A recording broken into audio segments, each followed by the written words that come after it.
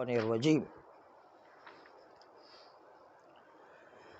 بسم اللہ الرحمن الرحیم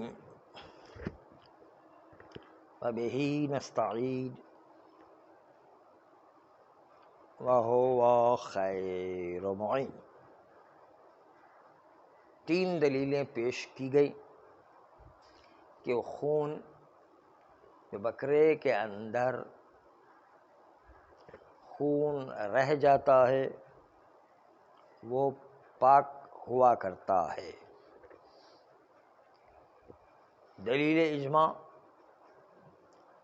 دلیل حلیات، دلیل بر طہارت اور سیرت مسلمین، ان تین دلیلوں سے ثابت کیا کہ جو خون بکرے کے اندر رہ گیا ہے وہ پاک ہوا کرتا ہے۔ کھانے کی اجازت نہیں ہے، کھانے کی صرف ایک صورت میں اجازت ہے کہ وہ خون اتنا کم ہو کہ سالن میں مل کر کے استہلاک اختیار کر جائے۔ جو گوشت، قیمہ، کلیجی، اس کے اندر جو خون ہوتا ہے وہ سالن میں مل کے اتنا مکس ہو جائے، اتنے چھوٹے چھوٹے ذرات ہیں مکس ہو کر غائب ہو جائے، استہلاک اختیار کر جائے تو خون بھی ضمناً کھانے کی اجازت ہوا کرتی۔ لیکن خون کے ڈھیلے، خون کے قطرات، خون جمع ہوا کسی دل کے اندر یا کسی اور جگہ پر موجود ہے، اس کو خون کی رگ ہے مثلا، اس کو کھانے کی اجازت نہیں ہے۔ یہاں تک یہ بات آ گئی، تین دلیل ثابت کیا کہ خون جو ہے وہ پاک ہوا کرتا ہے اور کھانے کی اتنی اجازت ہے جتنا استہلاک ہو جایا کرتا ہے۔ لیکن جو خون عرفاً خون کہا جاتا ہے اس کو یا تو ہاتھ سے صاف کر لیں یا کسی کپڑے سے صاف کر لیں یا پانی سے نکال دیں، کوئی فرق نہیں پڑتا، اوپر سے بھی ہاتھ سے صاف کر لیں گے تو چونکہ پاک ہے اس لیے پھر اس کلیجی کو کھانے کی اجازت ہوتی ہے۔ آج ایک دوسرا موضوع شروع کر رہے ہیں اسی سے منسلک۔ ہاں بس عرف جو ہے وہ دیکھ نہ سکے، بس عرف کی نگاہ میں خون، عرف کی نگاہ میں خون نہیں ہے بس۔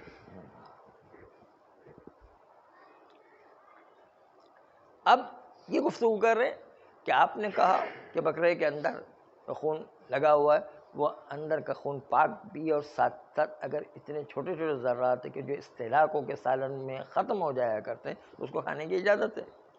کیا وہ خون بھی پاک ہے کہ جس خون کو آپ تلی سے نکلتا ہوا دیکھتے ہیں؟ تلی جو کھانا حرام ہے، اگرچہ کہ برادران اہل سنت اس کو کھاتے ہیں لیکن اہل تشیع کے نزدیک کھانا حرام ہے۔ جس طرح کپورے کو کھانا ہمارے وہاں حرام ہے، اہل سنت اس کو حلال مانتے ہیں، ہمارے وہاں جو ہے حرام ہے۔ یعنی جو مرد کے دو انڈے ہوتے ہیں اس کو کپورا کہتے ہیں، وہ کھانے کی اجازت نہیں ہے، جس سے منی بنتی ہے اصل میں، تو وہ کھانے کی اجازت نہیں ہے۔ جبکہ برادران اہل سنت کھاتے ہیں، تلی بھی کھاتے ہیں، کپورا بھی کھاتے ہیں، وہ حرام مغز بھی کھا لیتے ہیں، وہ ہر چیز کھا لیتے ہیں۔ وہ چائنیز جو کہتے ہیں کہ چائنیز لوگ ہر چیز کھانا پینا میں جو ہے ہر چیز کھا جاتے ہیں، اور دلیل بھی لے کر بھائی خوراک کی کمی ہے اس لیے جو چیز ہاتھ میں ہے وہ کھاؤ بس۔ یہ منی بنانے کی مشین ہے، وہ منی بنانے کی مشین ہے وہ اصل میں۔ یہ کھانے کی اجازت نہیں، بارہ شریعت نہیں۔ تو بات یہ چل رہی تھی کہ کچھ چیزیں کھانے کی اجازت نہیں ہے، اس چیز میں سے جو خون نکل رہا ہے وہ خون جو حرام اعضاء میں سے نکل رہا ہے، کیا وہ خون بھی پاک ہے یا وہ خون پاک نہیں ہے، اس پر بحث ہے۔ ابھی تک تو حلال چیزوں سے جو خون نکل رہا تھا اس کے پاک ہونے کی بات ہو رہی ہے، کیونکہ حلیت دلیل بر طہارت تھا۔ ایک چیز کا حلال ہونا دلیل اس بات پر کہ پاک ہے، تبھی تو کھانے کی اجازت دی، گوشت کو کھانے کی اجازت دی، اس کے اندر خون لگا ہو ضمناً وہ بھی حلال ہو گیا۔ تو وہ خون جو گوشت کے اندر لگا ہوا نظر نہیں آ رہا ہے اور دھونے کے باوجود جو ہے لال لال پانی نکلتا ہی رہتا ہے ہر وقت، اس کا مطلب خون جو ہے گوشت کے اندر اور قیمے کے اندر ہے، پانی جتنا بھی نکالے پھر دوبارہ خون نکلتا ہے نہیں، پھر دوبارہ پانی لال ہو جایا کرتا ہے نہیں، اس کا مطلب خون اس کے اندر لگا ہوا ہے، اندر ہے، اس کا مطلب ابھی تو لال پانی نکل رہا ہے۔ تو اس کو کھانے کی اجازت دی تھی، کہا کہ جو خون آپ کی آنکھوں سے نظر نہیں آ رہا ہے اس کو کھانے کی اجازت ہے، استہلاک ہو گیا اس لیے۔ لیکن وہ حلال اعضاء میں لگا ہوا خون، یعنی گوشت حلال تھا، قیمہ حلال تھا، کلیجی حلال تھی، اس کے اندر جو خون نظر نہیں آ رہا ہے اور پانی میں لال لال نکلتا وہ کھانے کی اجازت ہے۔ اب بحث ہو رہی تلی کے اندر سے خون آ رہا ہے کہ اگر اس کو دھوتے ہیں تو پھر دوبارہ خون نکل آتا ہے مثلا، تو یہ خون جو تلی میں جو حرام گوشت ہے اس کو کھانے کی اجازت ہے، اس کو کھانے کی جب اجازت نہیں ہے تو آپ وہ دلیل جو آپ لے کر آتے کہ حلیت الشیء یدل علی طہارت ہی، حلیت جو طہارت پر، یہ تو حلال ہی نہیں ہے تو طہارت پہ کیسے دلالت ہے؟ جب یہ حلال نہیں تو اس کے اندر کا خون جو ہے وہ بھی حلال ہونا مشکل ہے، وہ بھی حلال نہیں ہوگا، وہ بھی پاک نہیں ہوگا۔ اس لیے یہاں پر ایک مورد اختلاف مسئلہ پیش آ گیا ہے۔ آئیے بحث کو شروع کریں گے۔ کہتے ہیں کہ یہاں پر اختلاف موجود ہے اس مسئلے میں، اور اختلاف کا مدرک کیا ہے اس پر غور کریں گے۔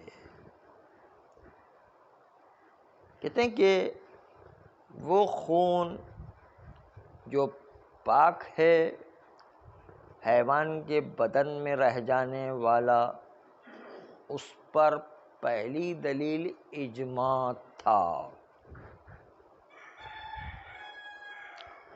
اور آپ کو پتہ ہے کہ اجماع دلیل لبی ہے، دلیل مغزی ہے، اس کے اندر کوئی الفاظ نہیں ہوا کرتے، کہ علماء کا اجماع ہے اس میں کوئی لفظ نہیں ہوا کرتا ہے، دلیل لبی ہے، اور دلیل لبی میں قدر متیقن کو لیا جاتا ہے، اور خون میں قدر متیقن جو اندر رہ گئے وہ حلال گوشت سے نکلنے والا خون پاک ہے، لیکن حرام گوشت سے، حرام چیزوں سے نکلنے والا خون، چاہے وہ تلی ہو، چاہے حرام مغز ہو، چاہے وہ کمر کی رگ رسی کی طرح ہو، چاہے کپورا ہو، ان سے جو خون نکلتا ہے اس کے اندر اجماع چلے گا یا نہیں؟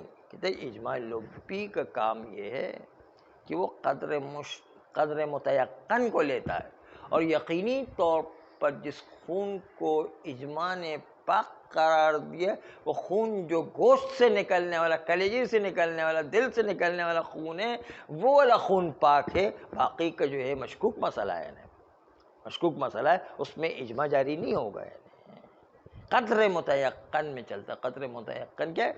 گوشت سے نکلنے والا خون، کلیجی سے نکلنے والا خون، دل سے نکلنے والا خون، گردے سے نکلنے والا خون، یہ والا خون قدر متیقن ہے، باقی تلی والا خون، کپورے والا خون، مغز حرام والا خون، وہ نخاع والا خون جو کمر کی رسی ہوا کرتی، کمیر جو ہے وہ جو ہے وہ حرام مغز کے ساتھ ساتھ یہ جو ہے وہ رسی کی طرح وہ کمر کے اندر جو ہے وہ حرام نخاع ہوا کرتا ہے، وہ بھی حرام ہے، اس میں نکلنے والا خون مشکوک ہے، ایک مسئلہ موجود ہے، اس کی وجہ سے اجماع اس میں جاری نہیں ہوگا۔ بس اجماع کی دلیل اس خون میں جاری نہیں ہو سکتی جو انسان کے بدن سے نہیں، حیوان کے بدن سے اس اعضاء سے نکلے جو حرام کھانا ہے، اس اعضاء سے نکلنے والا خون وہ مشکوک ہونے سے اجماع والی دلیل اس میں جاری نہیں ہو سکتی، قدر متیقن خالی پاک اعضاء سے نکلنے والا خون ہے۔ بلکہ ہم تو یہ دیکھتے ہیں، اجماع تو چھوڑ دیں، ہم تو یہ دیکھتے ہیں کہ اجماع کے خلاف بعض علماء نے فتویٰ دیا ہے اجماع کے مقابل میں کہ وہ خون جو اندر رہ جانے والا ہے اور حرام اعضاء سے نکلنے والا خون ہے وہ خون نجس ہے. یہ فتویٰ بھی موجود ہے بعض لوگوں کا کہنے، اگرچہ کہ مشہور کے خلاف ہے لیکن ہے بہرحال فتویٰ. ہاں حرام اعضاء سے، اندر سے جو حرام اعضاء سے نکلنے والا وہ نجس ہے، پاک اعضاء سے نکلنے والا پاک ہے. وہ یوں کہتے ہیں حرام اعضاء والا نجس ہے اور پاک اعضاء والا پاک ہے. اللہ تلی حرام ہے، نجس نہیں ہے نہیں، لیکن اس کے اندر سے نکلنے والا خون نجس ہے. اس کے اندر سے جو خون نکلے گا وہ نجس ہے. نہیں کہتے وہ حرام اعضاء والا خون ہے نا، وہ یہی کہتے ہیں. ہاں کیونکہ وہ جو ہے خون کی بنیادی نجاست پر ہے نا، اصل میں اصل خون میں نجاست ہے، یعنی اصل کی طرف جائے گا.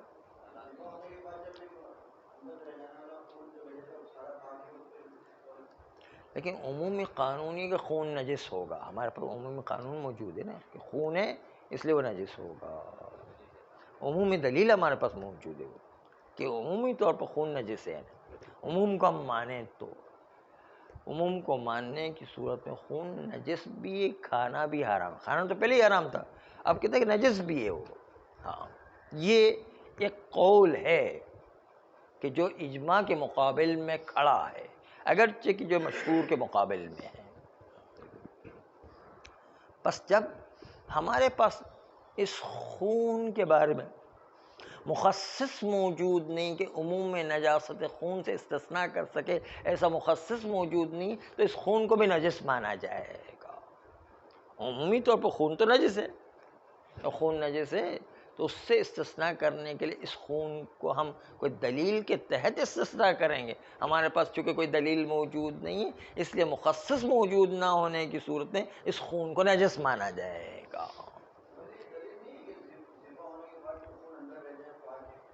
یہ کہاں سے پتہ چلے؟ تو ابھی مدعا ہے، دلیل کیا ہے اس کی؟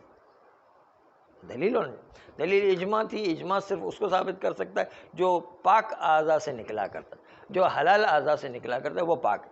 لیکن حرام اعضاء سے نکلنے میں اختلاف ہے نہیں، پہلے ہی مدعا میں اختلاف ہے نہیں.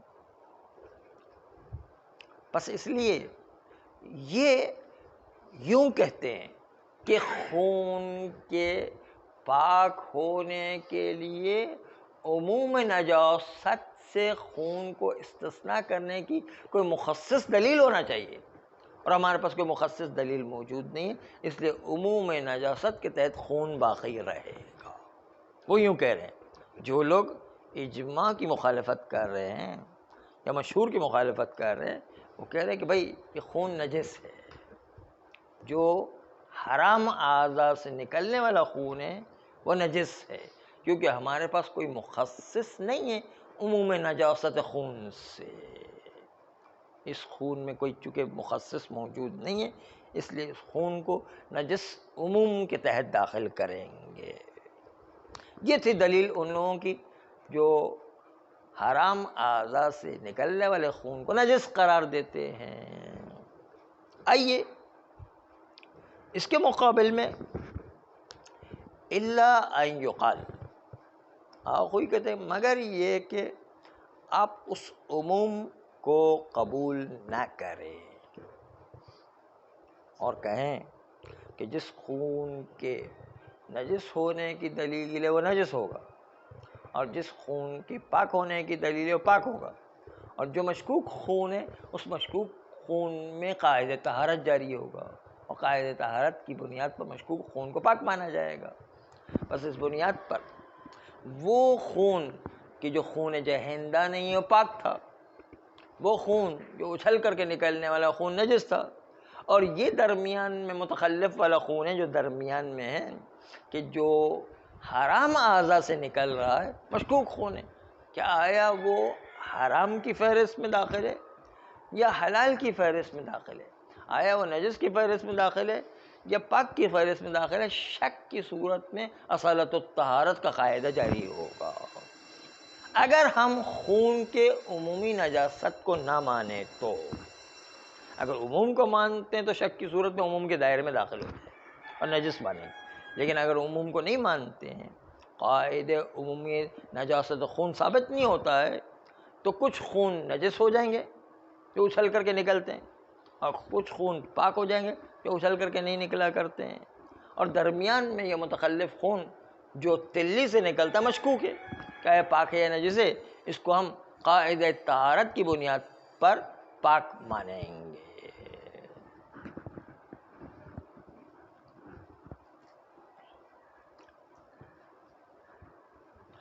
آپ نے اجماع کی دلیل کو ملاحظہ کیا کہ اجماع کی دلیل صرف حلال اعضاء سے نکلنے والا خون متخلف وہ پاک ہے، کیونکہ قدر متیقن اعضاء حلال سے نکلنے والا خون تھا، مگر یہ کہ ہم عموم کے تحت اس کو داخل کریں اور نجس مانیں۔ اللہم الا ان یقال میں کہا کہ عموم کے قاعدے کو اگر ہم تسلیم نہ کریں تو قاعدہ طہارت کی بنیاد پر پاک ہو جائے گا۔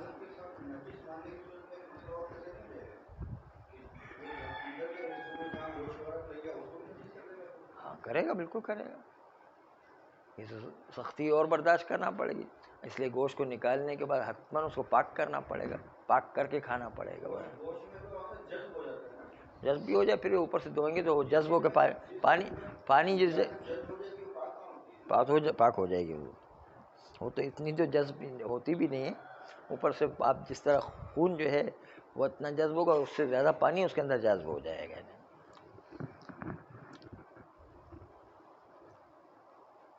تو آپ نے اجماع کی دلیل ملاحظہ کی کہ اجماع کی دلیل اس بنیاد پر حرام اعضاء اندر کے تلی و نخاع و حرام مغز و اس کپور وغیرہ سے جو خون نکلے گا وہ پاک ہونا ثابت نہیں ہو رہا، ایک مسئلہ اختلافی کھڑا ہو رہا ہے، اس لیے اجماع کی دلیل وہاں نہیں چلے گی۔ تو اجماع کی دلیل تو بیکار ہو گئی، اندر والے خون جو حرام چیزوں سے نکل رہا ہے۔ دوسری دلیل آپ کی تھی پاک خون اندر والے کے سلسلے میں کہ حلیات دلیل بر طہارت ہے، یہ دلیل تھی کہ جب ہم گوشت یا قیمہ کھاتے ہیں تو اس کے اندر تھوڑا سا خون لگا ہوا ہوتا ہے، اور اس کی دلیل یہ کہ جتنا بھی دھوئیں لال پانی نکلتا ہے، یہ دلیل ہے کہ اس کے اندر خون گوشت کے اندر لگا ہوا ہے، قیمے کے اندر لگا ہوا ہے، اور اس خون کو کھانے کی اجازت استہلاک کی صورت میں۔ تو اس کا مطلب یہ کہ کھانا حلال ہے، حلیت دلیل طہارت کی، اس لیے کہ ایک طرف ایک کلی قضیہ ہے کہ ہر وہ چیز جو کھانے کی اجازت ہے وہ حلال ہونا چاہیے، حلال ہونا چاہیے، پس وہ پاک بھی ہونا چاہیے، ہر حلال چیز پاک بھی ہوا کرتی ہے، لیکن برعکس نہیں ہے، ہر حلال چیز پاک ہونا ضروری ہے، لیکن ہر پاک چیز حلال ہونا کوئی ضروری نہیں ہے۔ چرس، افیم، بھنگ، ہیروئن پاک ہے لیکن حلال نہیں ہے، لیکن جو حلال ہوگی وہ پاک ہوگی۔ جب گوشت اور اس کے اندر لگا ہوا خون حلال ہے تو اس کا مطلب پاک بھی ہے، کیونکہ نجس ہوتا تو کھانے کی اجازت نہیں ہوتی، کھانے کی اجازت دلیل ہے اس بات پر کہ وہ پاک ہے، اسی لیے تو کھانے کی اجازت مل گئی ہے۔ یہ دلیل دوم تھی عام خون میں کہ جو گوشت میں لگا ہوا۔ اب ہماری دلیل ہے تلی میں، تلی خود کھانا ہی اجازت نہیں ہے تو اس کے اندر لگا ہوا خون بھی کیسے اجازت ہوگا؟ آپ حلیت والی دلیل گوشت میں اور قیمے میں اور کلیجی میں جاری کر رہے تھے، لیکن حلیت والی دلیل تلی میں کہاں جاری ہوگی؟ حلیت والی دلیل تلی میں جاری نہیں ہوگی۔ بس اس بنیاد پر جب تلی میں حلیت والی دلیل جاری نہیں ہوگی، بس تلی کے اندر جو خون لگا ہوا ہے اس کو حلیت والی دلیل ثابت نہیں کر سکتی کہ وہ پاک ہے، دلیل ثابت نہیں کر سکتی، دلیل اس کو پاک ثابت نہیں کر سکتی ہے۔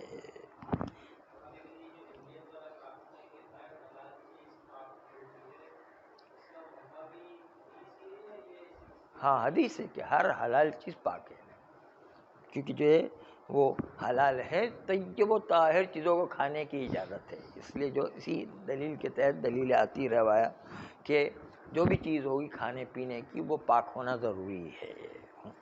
اسی لیے جو کہتے ہیں کہ انسان نجس چیز کوئی نہیں کھا سکتا ہے اور نجس چیز کسی مہمان کو بھی نہیں کھلا سکتا ہے، خود کھا بھی نہیں سکتا ہے، کسی دوسرے کو کھلا بھی نہیں سکتا. مگر ایک بچہ ہو تو ایک الگ مسئلہ ہے، حیوانات ہو تو ایک الگ مسئلہ ہے، درخت ہو تو ایک الگ مسئلہ ہے. لیکن عام بالغ انسان، بالغ عاقل کو انسان کوئی نجس چیز کھلا نہیں سکتا ہے، ہاں خود بھی نہیں کھا سکتا، دوسروں کو بھی نہیں کھلا سکتا ہے. یہ تو تھا دو دلیلوں کا مسئلہ، ایک تھا اجماع.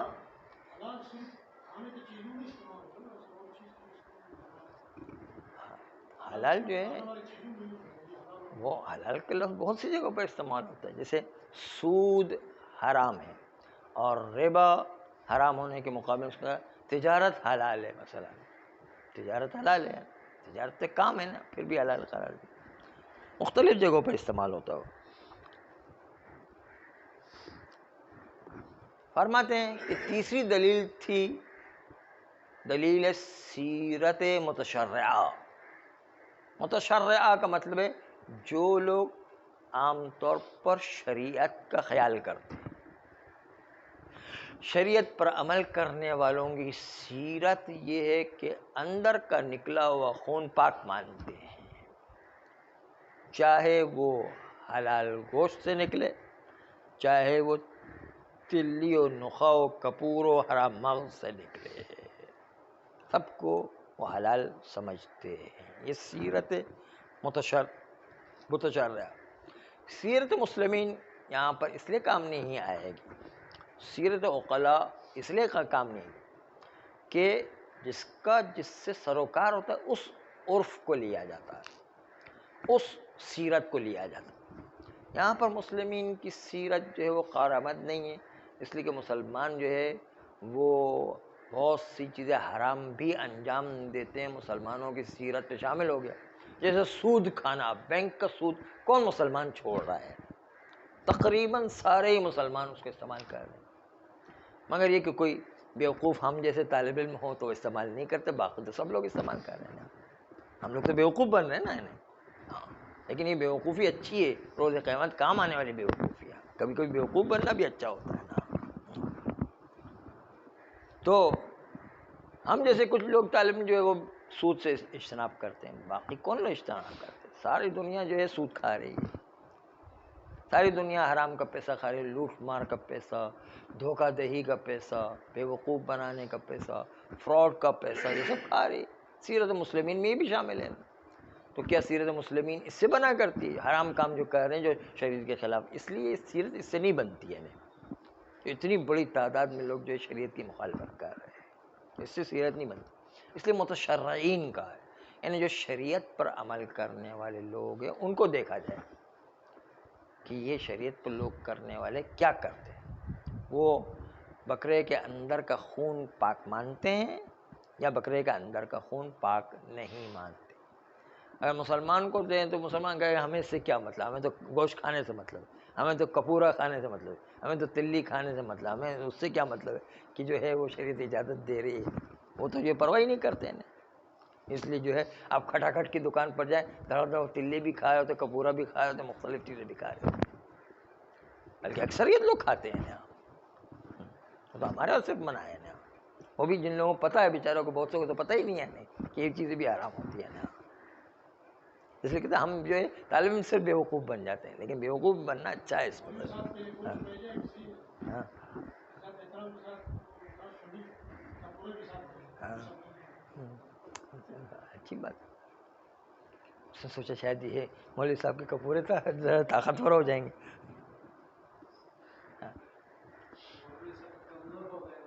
ہاں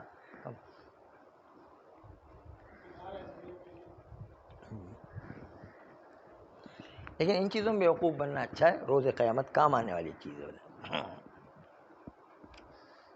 بلکہ ایک روایت مجھے یاد آئی، طوبی للغرباء، ایک حدیث ہے، بہت کام کی حدیث ہے وہ جو معاشرے میں غریب بنا دیا گیا، معاشرے میں بیوقوف بنا دیا گیا، ان کے لیے خوشخبری اور سعادت ہے روز قیامت کہ یہ لوگ جو غریب تھے، بیوقوف بنے ہوئے تھے، لوگ کوئی پوچھنے والا نہیں تھا، ان کے لیے خوشخبری اور خوش بختی اور مژدہ ہے، خوشخبری ہے۔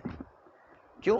اس لیے کہ انہوں نے شریعت کی پابندی کرتے ہوئے صحیح راستہ اختیار کیا، چاہے لوگ جو ہے ان کا ساتھ نہیں دے رہے تھے، لوگوں سے کٹ کے اجنبی بن کے رہ گیا تھا، لیکن ان کے لیے خوشخبری ہے۔ ہاں، وہ خیر حکومت کے سلسلے میں، خیر وہ تو ایک مسئلہ دوسرا ہے، یہ تو بالکل خود اسی مسئلے کے لیے ہے، حدیث خود اسی کے لیے ہی ہے۔ ہاں، طوبی للغرباء، غریب جو بالکل مسکین بنا کر کے، جو ہے بیوقوف بنا کر کے معاشرے میں چھوڑے گئے، ان کے لیے خوشخبری ہے یعنی۔ ہاں، اس لیے ہم نے کہا ایسا بیوقوف بننا اچھا ہے نا۔ ہاں، تو آپ یہ فکر نہیں کریں کہ لوگ جو ہے ہماری بات نہیں سن رہے ہیں، ہم جو ہے ہماری بات نہیں مان رہے، کوئی بات نہیں، آپ بھلے غریب بن جائے، وہ بہتر ہے یہاں پر۔ آئیے سیرت مسلمین پر جو گفتگو ہو رہی اس کو ہم مکمل کریں جلدی سے، ٹائم ختم ہو رہا ہے۔ سیرت مسلمین یہ ہے دلیل، اصل میں یہ پکی دلیل ہے۔ اس میں کہا ہے کہ اس خون سے کہ جو تلی سے نکلنے والا ہے، نخاع سے نکلنے والا ہے، حرام مغز سے نکلنے والا ہے، کپور سے نکلنے والا ہے، ان سارے خون کو سیرت متشرعین یہ ہے کہ اجتناب کرنا لازمی نہیں سمجھتے ہیں۔ اس کا مطلب ان کے نزدیک پاک ہے، اور یہی سیرت ابھی تک چلی آ رہی، اس کی بنیاد پر تمام مراجع کا فتویٰ ہے کہ اندر سے نکلنے والا خون پاک ہوا کرتا ہے، چاہے حرام اعضاء سے نکلے چاہے حلال اعضاء سے نکلے، بس اس لیے مطلقاً اندر سے نکلنے والا خون پاک رہے گا سیرت متشرعہ کی وجہ سے۔ سیرت متشرعہ، سیرت متشرعہ شریعت پر عمل کرنے والے لوگ اول سے آخر تک سب کے سب جو اس کو پاک مانتے ہیں۔ خود سیرت ہے، سیرت خود ایک علت ہے، یعنی سیرت خود دلیل ہے، یعنی ان کا عمل خود دلیل ہے، یعنی ہاں، اگر نجس ہوتا تو دیندار لوگ کوئی نجس چیزوں کو تھوڑی کو استعمال کرتے، دیندار لوگ تو کم از کم پرہیزگاری کی سے اس کو چھوڑ دیتے، دیندار لوگ سب کے سب جو اس کو پاک مان رہے ہیں، اس کا مطلب کہ سیرت متشرعہ اس بات پر قائم ہے کہ اندر سے نکلنے والا خون مطلقاً پاک ہوا کرتا ہے، چاہے حرام اعضاء سے نکلے چاہے حلال اعضاء سے نکلے۔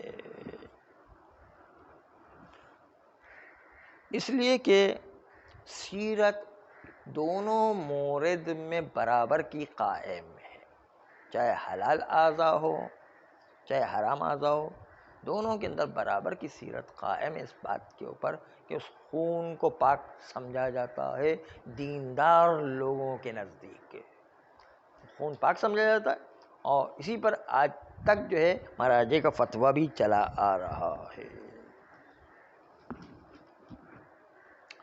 دوسرا مسئلہ شروع کریں گے، لیکن ابھی اس کو خالی ایک ابتدائی خاکہ آپ کے سامنے پیش کہ وہ خون جو بکرا ذبح کرتے وقت سانس لینے کی وجہ سے خون دوبارہ پلٹ جاتا ہے، تو اس کی وجہ سے اندر کا خون بھی نجس ہو جائے، کیونکہ ابھی باہر نکلنے سے پہلے سانس لینے کی وجہ سے جو خون دوبارہ پلٹ گیا ہے، یا الٹا لٹکانے کے نتیجے کے اندر، الٹا لٹکانے میں سیدھا لٹکا گیا، سر اوپر ہے پیر نیچے، تو خون باہر نکلنے کے بجائے اندر ہی چلا جا رہا ہے، تو اس کے نتیجے کے اندر وہ خون چونکہ باہر نکلنے والا خون نکلنے سے پہلے اندر چلا گیا ہے، تو وہ خون نجس رہے گا، اور اندر جتنا خون ہے اس کو بھی نجس کر دے گا، سب کو نجس کر دے گا۔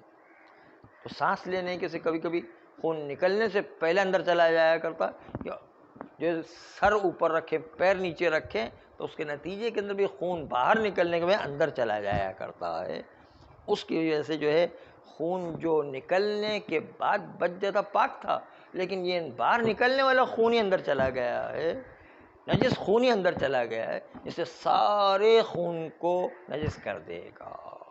اب اس کی دلیل کیا ہے؟ اور اس کے مقابل میں کوئی اور قول ہے یا نہیں، اختلاف کس بات میں، اس کو انشاءاللہ آئندہ ملاحظہ کریں گے۔